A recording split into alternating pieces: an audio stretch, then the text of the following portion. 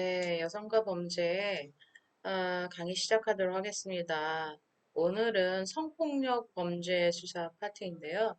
3교시를 나누어서 이번 주로 끝내도록 하겠습니다. 그리고 다음 주에는 여러분 조별로 녹화한 PPT를 음성 포함해서 화면 있으면 더 좋고 단톡방에도 올리시고 사이버 강의실 LMS에 과제물로도 올려주시기 바랍니다. 예. 그래서 다음 주에는 오늘 이 성폭력 범죄 수사를 제대로 끝내고 다음 주에는 별다른 강의를 하지 않는 것으로 여러분 발표 준비만 하고 그 다음 주에는 기말고사를 보는 것으로 이렇게 정리하도록 하겠습니다.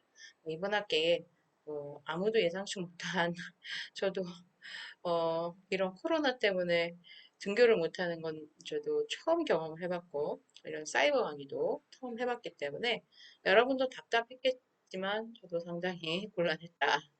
아무튼 그래도 한 학기가 무사히 끝났습니다. 네, 수고하셨고 우리 성폭력 범죄 수사 들어가도록 하겠습니다. 이 성폭력 범죄는 여기 보시면 단순히 어디가 부러지거나 다친 거는 그래도 나으면 조금 치유가 될 수 있어요. 그런데 이건 보시면 신체적 후유증뿐만이 아니고 심리적 후유증, 공포, 불안, 우울, 분노, 완전히 트라우마가 생기는 겁니다. 트라우마라는 건 스페인어로 상처라는 거예요.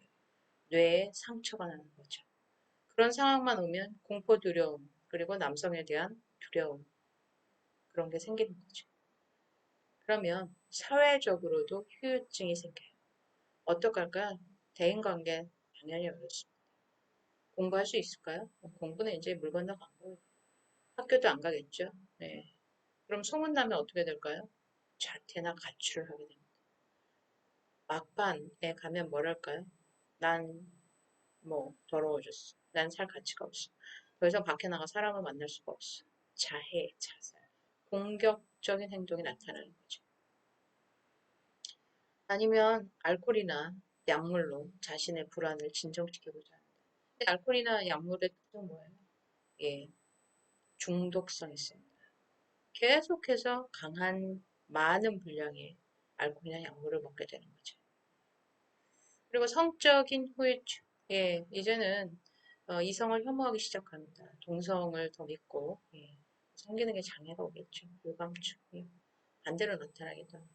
그래서 이건 어떻게 보면 정신질환으로까지 연결되고 사회에 단절되고 생을 마감할 수도 있는 그런 잔인한 범죄라 해서 성폭력 피해 후유증 한번 알고 가시는 게 좋을 것 같습니다. 여기 보시면 정신적 고통 80% 이상. 어린 시절 성범죄 노출됐는데 그걸 치료 못하면 계속해서 과잉으로 거기에 의존하게 된다든지 그런 중독적인 섹스 중독 아니면 아예 불감증, 자살하고 이렇게 한 인간이 망가지는 거죠. 하나의 사건으로 인해서. 그래서 우리가 단순히 이게 1차 피해만 있는 것은 아니다. 1차 피해는 뭐예요? 건강, 이상, 행동성 영향, 자살. 우리가 앞에서 본 그런 피해들인데요. 정신적 피해도 있다는 거죠.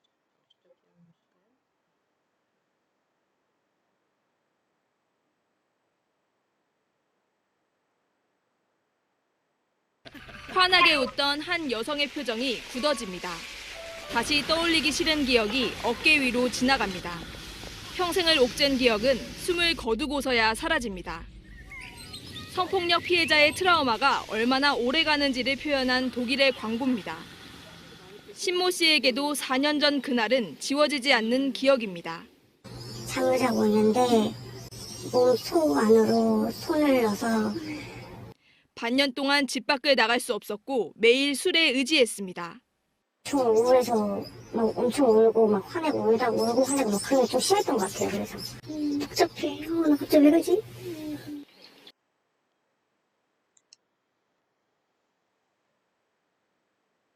네, 또 유튜브나 이런 데 올리면 저작권 문제가 있을 것 같아서 요만큼만 보여드리도록 하겠습니다. JTBC 영상인데 그 정신적 트라우마가 오는 거죠. 뱀이 마치 몸을 기어다니는 것 같은. 예. 이걸 ASR이라고 합니다. 스트레스 리액션이라고 하는데요. 명백한 공포나 자극이 없었는데도 혼자 있어도 두려운 거예요. 잠을 잘 수가 없어요. 악몽에 시달리는 거죠. 그리고 ASD라는 것도 있습니다. 디스오더인데요. 예, 플래시백인 거죠. 되풀이되고 뚜렷하게 떠오르거나 악몽을 꾸는 거예요. 플래시백입니다. 그 다음에 해피 트라우마. 그런 일에 관련된 거. 그런 건 좀 피하고 싶은 거죠. 본능인 것 같아요. 우리도 그렇잖아요. 싫은 사람, 스트레스 받는 상황 피하려고 하잖아요. 해피 트라우마. 그리고 불면, 연속되는 거죠. 그래서 이런 일자 피해, 네, 정신적인 피해 좀 이해하고 일단 성범죄자들을 대하셔야겠죠. PTSD, Post Traumatic Stress Disorder입니다. PTSD라고도 하고요. 이거는 교통사고를 당하면 차가 무서운 거, 사기를 당하면 사람을 못 믿는 거, 뭐 그런 것들이에요. 근데 그 상황에 가면 어때요? 손발이 떨려요. 다리에 힘이 빠지고 내가 붕 뜨는 느낌인 거죠. 사람들이 안 보이니까. PTSD. 외상 후 후유증이라고 합니다. 그리고 아동 성학대를 당한 친구들은 어, 뭐예요? 무기력해진대요. 그리고 계속해서 그렇게 성학대를 당하는데도 거부를 못해요. 이게 아동 성학대 신드롬. 신드롬이라는 건 증상이라는 뜻이죠.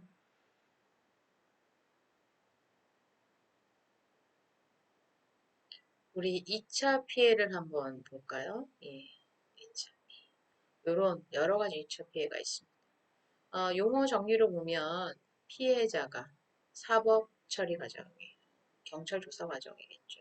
거기서 느끼는 성적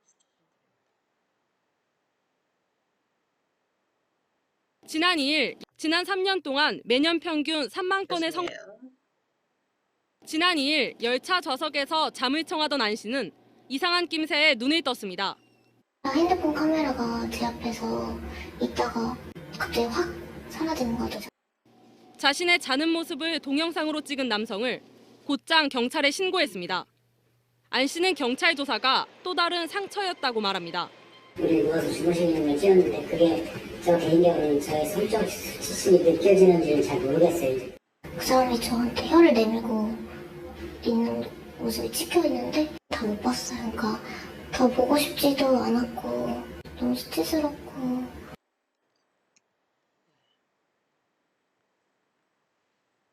영상으로 찍다 보니까 이게 유튜브로 이렇게 번지는 경우엔 저작권에 문제가 있더라고요. 그래서 중요한 부분만 앞으로 보도록 하겠습니다. 2차 피해요. 아까 그 영상에 말을 하듯이 경찰관이 조사하면서 어떻겠대요? 사진으로 찍었대요, 사실. 예. 왜 그랬을지는 모르겠어요. 예.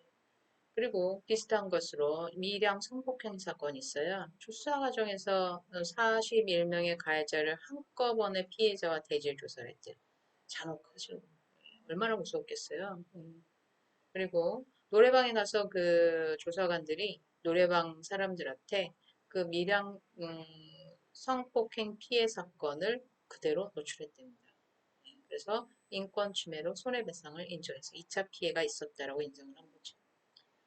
여러분 대표적인 조두순 사건이 있어요. 2008년 조두순이 아동을 강간했죠.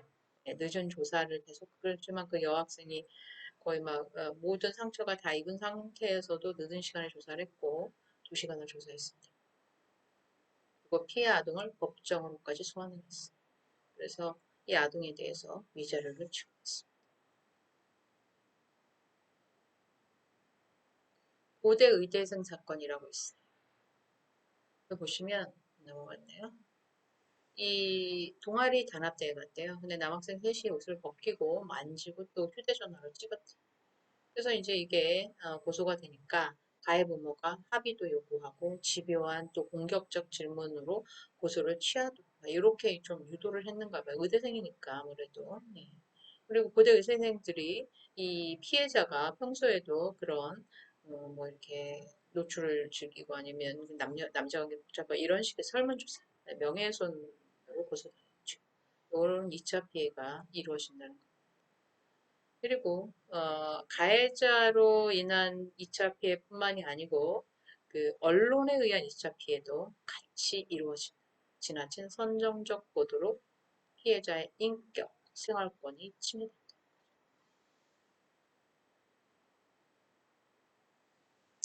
다음, 성폭력 범죄자에 대한 것 한번 보겠습니다. 그 언론에 의한 아니면 수사기관에 의한 2차 피해도 있지만 그 성폭력 피해자가 아, 성인인 경우, 네. 성폭력 피해자가 성인인 경우 어떻게 할까? 그리고 아, 친족 간의 성폭력 피해자 이런 거는 또 어떻게 처리할까? 이 친족 간의 성폭력 피해자는 어떻게 처리될까? 이런 것들 한번 정리하도록 하겠습니다. 친족 성폭력 피해자 한번 보실까요? 또한 악몽 같은 일을 겪었습니다. 가해자는 모두 사촌 오빠였습니다. 침대로 데려가서 당연히 노는 그런 거라고 생각을 해서 아무 상황 없이 그냥 이렇게 끌려갔던 것 같아요. 그래서 자고 있는 방에 들어가서 속옷에 손을 넣는 식으로 추행을 했어요. 어린 나이에 받은 예, 앞으로 영상은 좀 다는 못 틀겠어요. 저작권 문제가 있어가지고 이게 유튜브로 이렇게 올라가는 경우가 있어갖고 예, 다 틀진 않겠습니다. 이게 또 문제가 되면 또 강의가 열람이 안 되실 수도 있어요. 아무튼 이 정도씩만 녹화를 일단 해보겠습니다. 그동안 강의가 안 열리는 예가 있었다면 그거는 뉴스의 영상이 저작권에 걸려서 아마 그럴 겁니다. 예, 일단 예, 먼저 보겠습니다. 친족 간에 그래서 아까 보셨죠? 밤에 잠깐 들어오는 거예요. 그래서 오랫동안 반복적 성폭력이 일어납니다. 그럼 이거 집에서 같이 살 수 있을까요? 뭐 개불할지 요즘 친부 얘기도 나와요. 예, 예, 이런 같이 못 살겠죠.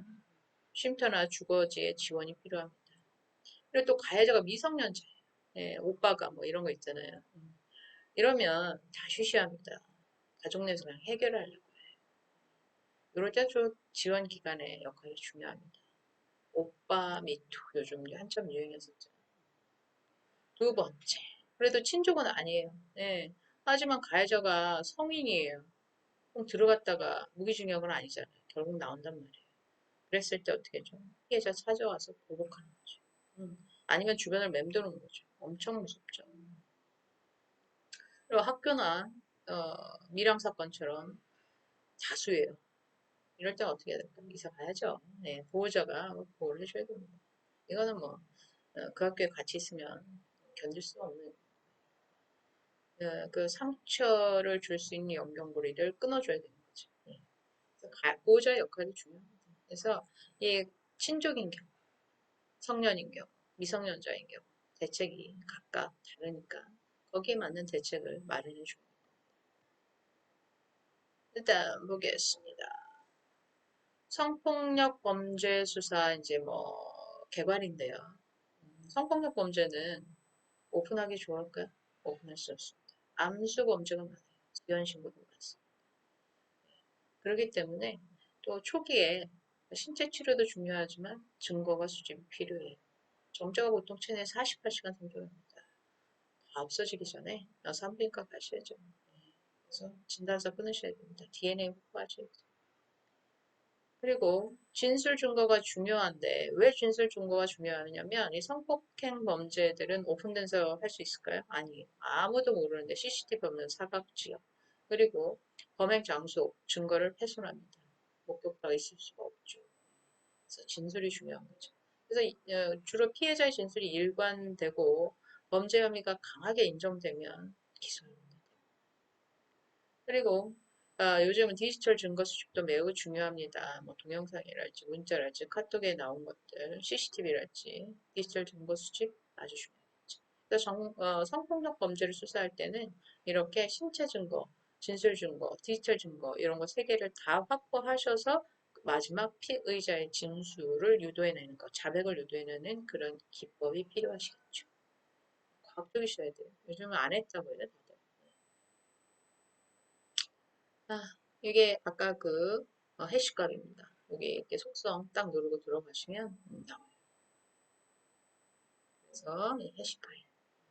누가 보냈는지, 어디서 보냈는지 주소를 보면 저는 이것까지 모르겠어요. 이걸 보시면 안 됩니다. 해시값.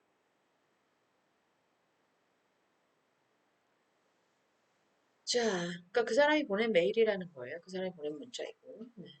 5번. 아까는 앞에는 피해자가 성년이에요. 그러니까 뭐 여러 가지 디지털 증거가 남고 진술이 일관되고 그래도 좀 쉬워요. 가서 진단서 피해자가 띄우니까.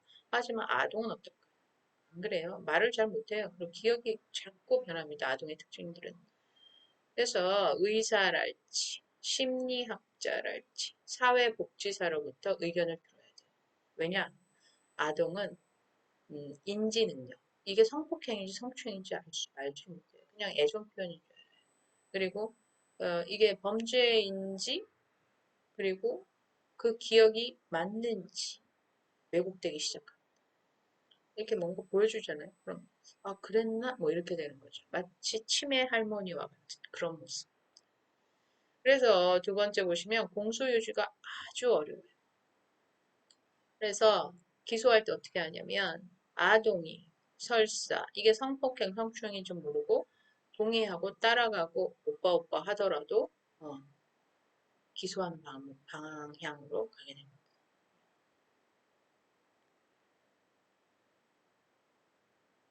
세 번째 뭐 어렵다고 하는데 대부분 아동의 경우에는 기소하죠. 하지만 뭐 중간에 공소유지는 어렵겠죠. 3번 참여인 보실까요? 참여인. 이 아이들은 그 상황을 겁에 질려 있거나 아, 똑바로 기억하기 어려워요. 그래서 옆에 신뢰관계인 대표적으로 누굴까요? 어머니, 이모, 변호인, 국선 변호인 선임 가능합니다.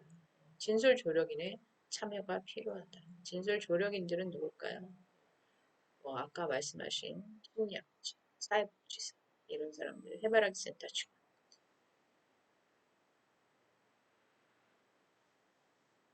아동 성폭력의 피해 증후인데 아까 조사받는 그런 친구들은 신체적 손상뿐만이 아니고 두통이나 공포나 거식증이 일어납니다.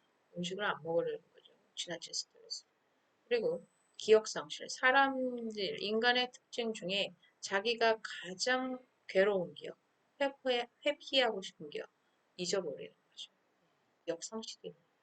그리고 나중에는 이게 계속 그 트라우마로 남아서 고쳐지지 않을 때는 음주, 자살, 가출로까지 이어진다. 아동 성폭력의 피해 징후 알고 아동을 대해 주셔야지 이게 일상적인 보통의 아동이라고 생각하시면 안 된다는 거죠. 아동 성폭력이 발생했어요. 그랬을 때는 여기 보시면 피해 증거를 채취해야 합니다. 신고 여기 보시면 112센터, 원스톱 지원센터, 해바라기 아동센터 이런 데 아동보호 전문기관에 상담을 신청하셔야 돼요. 부모는 아주 침착하고 차분하게 협조적으로 사건에 임해야 되는 거죠. 막 흥분해가지고 폭행하고 그러면 아이 또 겁에 질리고 그래서 제대로 된 수사가 이루어지게 어렵습니다. 예, 그래서 첫 번째 시간 그러니까 아동 성폭력까지 어떤 증오나 수사 절차까지 보았고요. 우리 조금 쉬었다가 해바라기 센터 같은 거 다시 한번 좀 보시고 가 피해자 진술에 관한 것 그리고 수사 서류 보는 것으로 해서 진행하도록 하겠습니다. 조금 쉬시겠습니다. 좀 쉬고